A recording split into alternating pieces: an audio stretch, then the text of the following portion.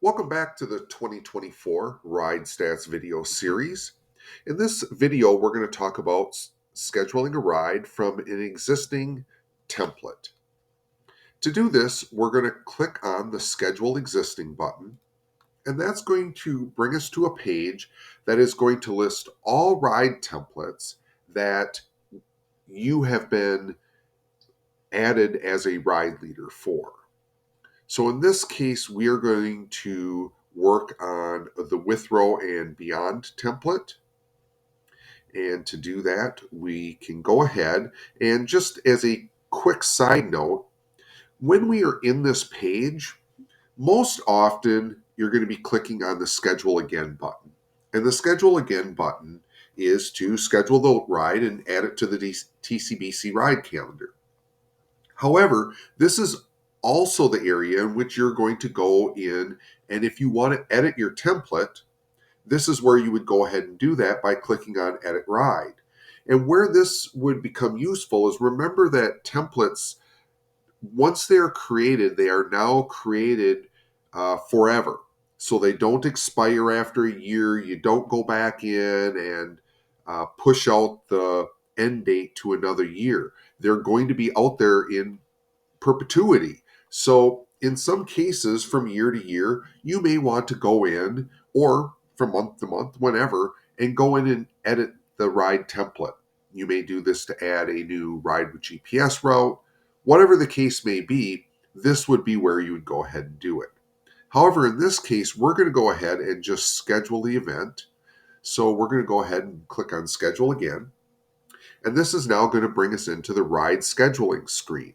So similar to the previous video in which we had talked about creating a template from scratch and then scheduling the ride, this is now simply that second part where we're scheduling the template. In this case, I always click on Expand All Tabs so that I can see everything that's going on. And in this case, now we're just going to edit what we need to edit to schedule the ride and submit it to the calendar. So in this case, I'm going to push this out a week. We're going to run it a little bit earlier since the days are starting to get longer. So we'll start at 5 o'clock and we're going to have a default distance of 34 miles. And now remember, we talked about in the previous video, but when you're scheduling a ride versus working on a template, you know that you're scheduling a ride when your registration start and end times and dates are available. And again, the default registration end time is 1 hour before the ride start. And as I mentioned on a previous video, I like to push this time out to the time of the ride itself. And this allows riders the best opportunity to register for your ride. And you as a ride leader, you can register them on the fly if they show up for the ride and say that they hadn't registered for the ride yet. It just saves you the trouble of having to add them later. So we push the registration end time out to the ride start time.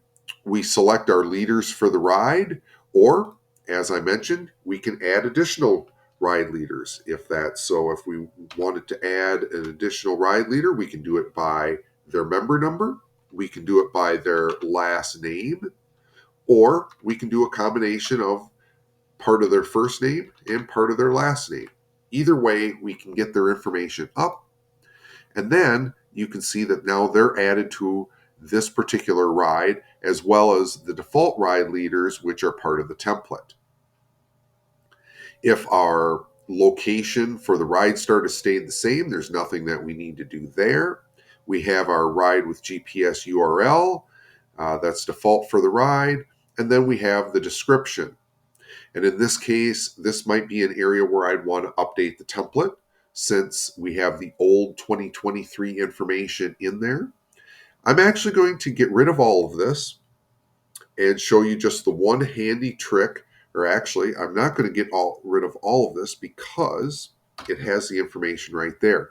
And what I want to show you here is how these are links within the ride description. This is really important and really handy that if you have different mileage options on your ride you're going to have your default ride with GPS link that you're putting in here, which should be the default mileage for the ride, which you expect most riders to do, is going to be the most commonly downloaded route for the ride. But you may have some shorter mileage options, or maybe a longer mileage option for people who want to ride longer or shorter, however that may be.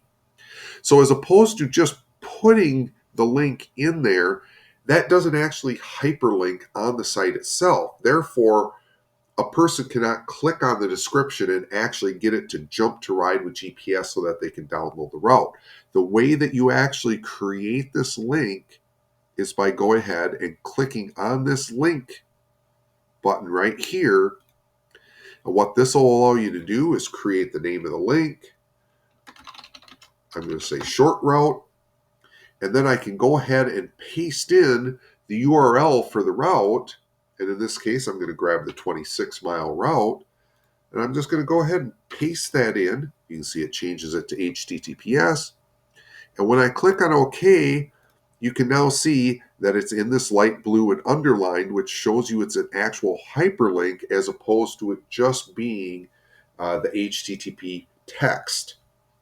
So, really important. It makes it really easy for your riders to go ahead and get that information and be able to quickly get the route link and download the information. So, with that being said, with everything else in place, obviously I did not do a description here. Highly recommend that you put a nice detailed description in for your ride. It really sets the expectations for riders who are coming to your ride of what to expect, how long it's going to be, where rest stops might be, those types of things that can just really create an overall positive experience for the riders on your ride. But with that being said, I can submit it to the calendar. I get these default options. Again, if I just want to submit the ride to the calendar, I can use the default here. I'm done. Click on save.